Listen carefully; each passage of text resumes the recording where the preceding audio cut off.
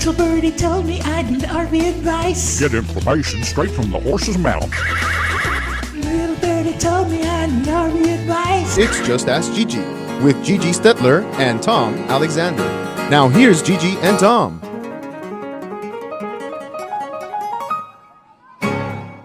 Hello, everyone, and welcome to Just Ask Gigi. My name is Tom Alexander, and of course, the lady on your left, I think it's you your sure about left, that? right? Yeah, it's Gigi. Right now I look like I'm right on top of your head, actually. Yeah, well, okay. Well, we'll figure out how this all works eventually. We're trying a different platform today. We're on Zoom, so Yes. which is kind of cool. So, hi, Gigi. How you doing? Hi, I miss you, and the red jacket is still on the wall, and I am not wearing it as we talked about. No, we're gonna last week. work that jacket's gonna come your way. We gotta work that out. That's gonna happen. We want to see you in that jacket. That is, Okay, of course, the Ushers jacket from my dad's movie theater. That's going way back to when my grandfather had it in 1938. 1938. That's amazing. A long time ago. 82 years. Wow. That's incredible, and to preserve it, it looks perfect. It's in great shape. A quick backgrounder on that. So when we closed the theater in 1988, a guy that was a police officer in the town who got his first job as an usher came to me and said, I'd really love to have my old Usher's jacket back from when I was a kid. Oh. And I said, it's yours. So I gave it to him. And about 6-7 years ago, he passed. And his wife contacted me and said, he wanted you to have the Usher's jacket back. He knows how much it meant to your family. So I'm like, so he said that his wife not only sent it back, but had it dry cleaned and then sent it back. So it's in wonderful condition. It's been hanging on the wall there ever since I got it. Awesome. He didn't die in the jacket, did he? Oh gosh, no. No. But no. If he did die in the jacket. Actually, people are, I'm superstitious. I have like certain things, Sure. and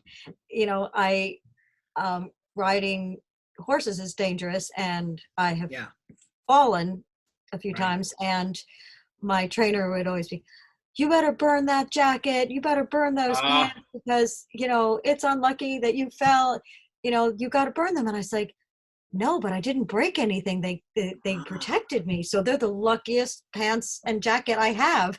So would you say in general are horse people, equestrians and all that, is it like are they superstitious in general?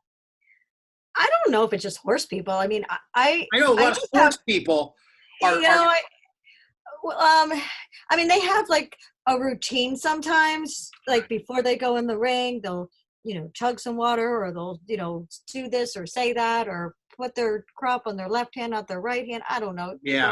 Well, that's sort of a superstition. Baseball. A lot of old-time baseball players won't step on the foul line as they leave the field. There's all kinds of superstitious activity in sports. So that's why I'm asking about. I actually only have like one main one that was kind of instilled in me. Never pass the salt. Never pass the Always salt. Put the salt down. If you're going to pass it to somebody, you put it down and let the person pick it up. Let it pick it. And what's the thinking behind that? Don't you know? I don't really know, but it was a message to me. It was someone close to me, and he, made billions and billions of dollars. He was very wealthy and very, very smart, very educated. Right. And it was something that he always did. I remember when he handed me salt one day, and I reached for it, and he smacked me. Smacked my hand. Really? And so, and he's like, always said, put it down. But he's also a guy that had voodoo dolls and would stick pins in people. I found that out later. So I don't know, but you know what? He was, I guess, there's luck comes in very various packages or whatever. And, he might have made a lot of money, but he died alone. So I don't know, but I guess I've made up my own.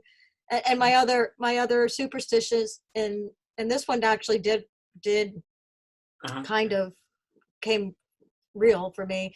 I since I was old enough to drink, people always ask me whatever made me motivated to want to build a big company and be an entrepreneur and do all of these things. Mm-hmm. And I drank my first glass of Dom Perignon champagne and $300 a tin caviar when I was probably 17. And this taste of that champagne and that caviar gave me the drive to be able to afford that.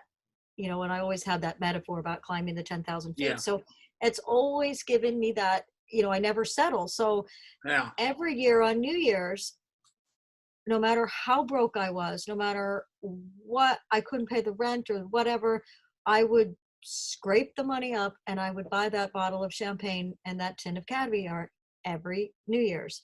Done it forever since I was, 18. Wow.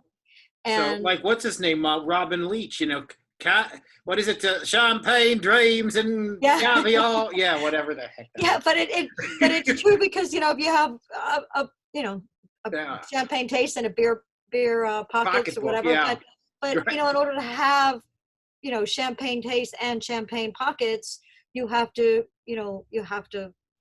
dream it, but you can't dream it and live it unless you live it. So you've got to really want it. And anyway, it's always been a way to give me something to work for. So I did this for so long. So in 2007, and I was actually at the highlight of our dealership. Okay, we had just grossed over $20 million in sales, and we were on top of the world. We were the number one dealer in the country, and everything was great. Well, working so much, it was New Year's Eve, and I didn't get to the store to buy my normal champagne and caviar, so I bought a cheaper bottle of champagne and I bought store-bought caviar, and we crashed. I actually crashed my car on the way to work January 2nd. Oh, man. January 1st, we got robbed and someone broke the fence down and stole all the TVs out of all the RVs and stole our generator, our big generator. That was January 1. January 2, while I was driving to work, a ladder fell off the back of a truck and I crashed the car. So that was just the beginning of the 2008 crash that I like a real chain of events that's not good. Yeah, so 2008 I had like one of my worst years ever. So, financially and everything. So anyway, needless to say, my staff, after we've, picked ourselves back up, my staff is now, and my friends, make sure that I leave early enough to go get that caviar and that Dom Perignon, because it affects other people around me. So I'm obsessed with it. So even if I go to a restaurant, I bring my own bottle and my tin of caviar, and I open it and I share it with everybody. It's not even if I don't drink it, all by myself, I would say, but I share it and I pass it around. So the more people that I give it to, the more people I spread that wisdom and that, anyway, so that sharing the wealth, right? I mean, in a manner of speaking, even if I don't have it, it's you got to have that dream. You got to dream big. So anyway, That's my superstitious story. That's all right. Nothing wrong with dreaming big. It's a big thing these days. Dreaming big might be we certainly always try to maintain great aspirations, but some of them are just shelved for a little bit so we can take care of people, because I think that's priority one right now, and that's certainly what the RV Advisor is doing and the RVACA. And when we come back from this break, we're going to talk about everything that's been going on, and we have also some testimonials, wonderful success stories that we want to share. So we're going to take a quick break. This is Just Ask Gigi. She is Gigi Stetler. I'm Tom Alexander. Back in a moment.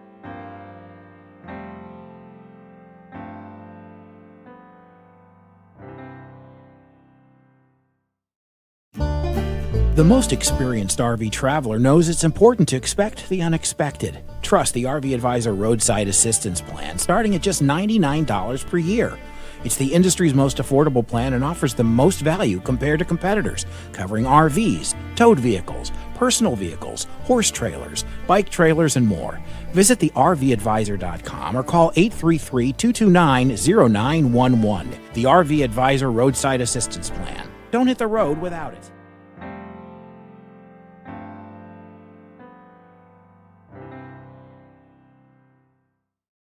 We are back on Just Ask Gigi along with Gigi Stetler. I'm Tom Alexander. And Gigi, we've gotten some wonderful requests, and many of those requests fulfilled at the rvaca.org. And it's if you go to the success stories page, you can see these for yourself. But I want to just read a couple that have come through. It's we got a note from a gentleman named Ernest Lowe.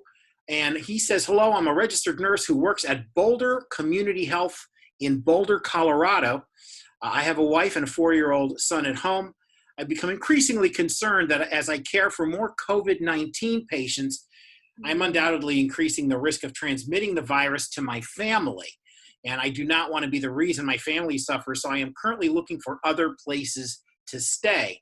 I'm willing to stay by myself or with another health worker. I will take what is available. Thank you for your time and consideration. And why don't you finish the story? I got that request among a lot of requests, but I got that request. And, we talked about that last week. We were going to launch that on RVACA about, getting RVs for isolation and quarantine. And I'm not waiting around for donations because, if we do that, more people will die. And the amount of phone calls that I had and requests are people are contemplating, do I quit my job? Do I take medical leave? We can't have these healthcare workers make a decision and walk off the job, or we're going to be in serious trouble. Right. So just about everybody that we did help so far. And we started this process on Friday of last week. And I believe to date right now, as of yesterday, I think we've got 8 happy healthcare workers so far. And if you want to just read a couple of thank yous, whatever, because I'm so proud to be part of this. And like I said, we don't wait for donations. And actually the ones that were out of my area, I paid for rentals from other dealers with my personal credit card because that's what has to happen. So no, it's amazing. And I'll share a quick story with you that we spoke with someone on the podcast today. We recorded someone on our podcast, which will be coming up in just a few days. As we share our podcasts every Monday and Thursday. But I spoke with a gentleman from Sylvan Sport today. He's the CEO there. His name is Tom Dempsey. And he's on the front lines in a manner of speaking as well, in a sense that they've converted their factory into providing masks, setting them up. And sending them out and distributing. So they're making them and distributing to the folks on the front line. What an awesome thing. I mean, it's just incredible. And, we talked about the idea of the whole nation mobilizing way, way back in World War II. We actually had that conversation. And, where factories are doing all kinds of things to help the effort. And we're seeing that again. We're seeing people that have factories that make one line of things, and they're helping in an entirely different area just to support the people that are on the front lines in the medical world. It is, it's so nice to see that our communities and our country coming together. So, not divided. Right. It's great. I mean, there are some people that'll sit around and do nothing. And then there are so many more that are just, what can we do? Bored at home or whatever, use your thinking caps and, of figuring out how to help. I know we're all supposed to stay home and figure something out, and help out. I've heard more people say, we're so lucky that, lucky might not be the right word, but we're fortunate in a sense that when this thing did hit, we do have so many ways of mobilizing from home because of all the technology. Had this happened 20 years ago, it would be a lot harder, a lot more difficult to get the word out and communicate and send things and everything else. We had some stuff, but not like we have today. Let me continue with another. Please. Cynthia Laird writes, it was a pleasure speaking with you on the phone. Thank you for supporting healthcare workers that are on the front line fighting the war with the corona. Welcome to Camp COVID. Here's the awesome trailer that was donated to me by the RVACA, a nonprofit group who provides temporary housing for people in the midst of disaster. And it goes on, but it's just amazing, you know, that makes my day. Those kind of stories make my day. I've always, making people's day, making people's lives, it makes me whole. So, it's all about that. Yeah, it is all about that. And Janice Hart, on behalf of Joshua, that's her son. My son Josh is a healthcare worker. He lives with me and my husband. We are both high-risk elderly people with pre-existing health conditions. We've heard this a lot. Yeah. Josh is the one who would need to be isolated from us, so not to spread the virus to us. Should he pick it up at work? He gets it at work. If that's the case, this is where he works with info pertaining to their admission of COVID patients, and then she attached a link there. So it goes on to say, "Hey Gigi, Jim Parched, mispronouncing that probably, just delivered, and apologies, just delivered the trailer. It is awesome. We are so grateful to you for this service. It is much needed. May God bless you and keep you and your family safe, and our son Josh." So boy, that's it just keeps going. Yeah. And one more, Meghan McLeod, I believe it's pronounced. Meghan. Hello, I saw that you recently helped my coworker Cindy, we heard from earlier, with her living situation to keep her family safe during these scary times. I am a trauma resuscitation nurse, which basically means I deal with patients as soon as they get to the emergency room with life-threatening traumatic injuries. I moved home to be with my mom about 2 years ago to help her with her worsening medical problems. She takes daily oral medication to suppress her immune system and receives monthly infusions. I am very scared that if I'm putting her at risk by simply doing my job, but I have nowhere else to live. It would also give me great peace of mind to be close if something were to happen to her. If you could assist me in finding an RV/camper, I would be forever grateful. I have been searching the web and calling dealers without luck. I love it. I think by the time she called me, I think she had a camper. I think she did make a response, but I believe I got her an RV there that same day within 2 hours of my conversation with her. Yeah. Yeah. So, boy, geez. Hey, can you work on that time? I mean, can you beat that time? It's like a marathon. 2 hours. How the heck did you pull that off? Well, luckily she was only an hour and a half away from me, and my son actually, I had just picked up a rental that was finished, and he quickly picked that up. We turned it around, cleaned it, and brought it back to her. So it worked out.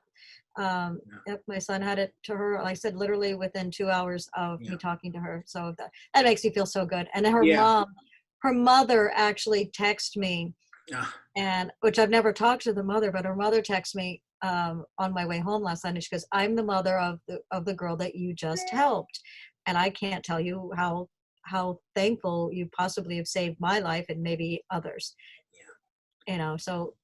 Well, you know what? It's amazing, and we're so happy to see all these folks benefit, and how can you not love it? But our bank account may not be so happy, but my heart is full. So my heart is full, and that's all that matters, It does. But you know what? Guess what, folks? You can help too. And if you go to the rvaca.org, you can help us continue the mission.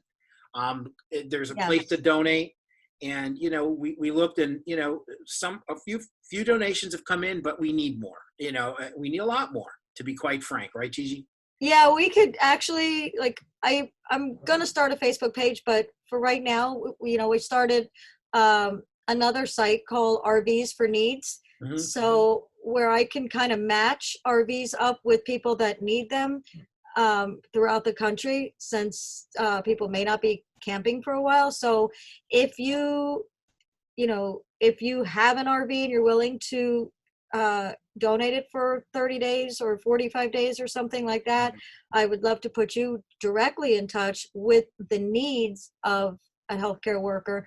That would be awesome. And I can help out with all the logistics and stuff like that. So RVs for needs. So I kind of came up with that in my sleep, because it's not just, coronavirus needs. We need it.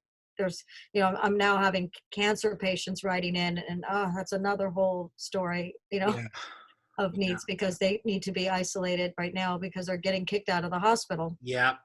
So, and part of the problem is that, what we're dealing with here is anyone with any kind of pre-existing condition is automatically at greater risk. Mm-hmm. And yet, like you said, there's so many COVID patients coming into the hospitals, like there's just not enough room. It's people are being sent home that probably shouldn't be sent home under normal circumstances. Yeah. Mm-hmm. So it's a huge problem, folks. But these RVs are helping to alleviate some of those problems. But we really could use your help. And if you go to the rvaca.org, that's the rvaca.org, you can donate, you can help out. Any amount helps. Every little bit. Or your RV. Or your RV. If you've got an RV that you're able to provide for a period of time until we get through this, man, that would be. Yeah, if you do have an RV that you have available for 30 days to 45 days, you just, send us a submission form, and then just kind of tell us where you are, where you're located, right. City, state. And then if I have a request in that, within 25 miles, you'd have to deliver it and set it up. But, if I have a request within that, it's kind of like matchmaking, so I could fulfill those needs too as well. So that would be awesome. And then I could also give you, if you're donating your RV, whatever the local rental rate is, I can give you a tax credit letter so that you can deduct that off your income tax, right, as a donation. Yeah, no, that's true. And so whatever you can do is awesome. Every bit helps. Every bit helps. So that's it for this week on Just Ask Gigi. We covered what we wanted to cover. And listen, again, as we've been saying here for the last few weeks now, please follow the rules, stay safe, stay well, just do everything you're supposed to do. Stay home. Stay home. Stay home. All right. So for Gigi Stetler, who I love doing this with, it's a blast. Have a good rest of your day. My name's Tom Alexander. This is Just Ask Gigi. We'll see you next time. So long, everybody. Bye.